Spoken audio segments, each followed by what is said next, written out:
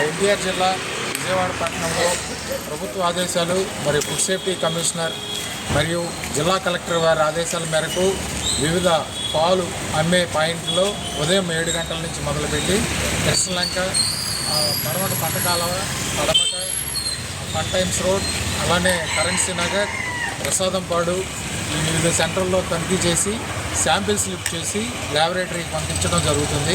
ఇందు మూలంగా పబ్లిక్ తెలియపరిచేది ఏంటంటే, మీకు ఎక్కడైనా అనుమానంగా కనిపించి కానీ ఇల్లు కానీ ఏదైనా కలిపి అమ్ముతున్నట్లుగా ఉంటే మా ఫుడ్ సేఫ్టీ ఆఫీసర్లకి దగ్గర పోలీస్ స్టేషన్ కానీ లేదా విఆర్ఓ ఎంఆర్ఓలకు కానీ తెలియపరిస్తే వాటి మీద చర్యలు తీసుకోవడం జరుగుతుంది.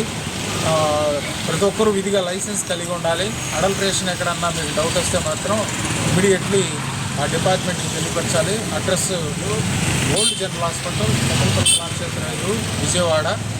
ఈ పాల కేంద్రాలు అమ్మేటువంటి వాళ్ళు విధిగా లైసెన్స్ కలిగి ఉండాలి.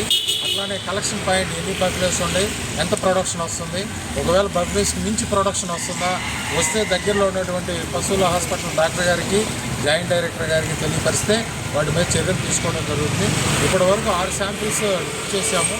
అవి ల్యాబొరేటరీకి పంపిస్తాం. హెవీ మెటల్స్, టాక్సిన్స్, ఇంకేదైనా ఆరోగ్యానికి హానికరమైన ఏమైనా ఉంటే వాటి మీద చర్యలు తీసుకోవడం జరుగుతుందని మీ ద్వారా తెలియపరుస్తుంది.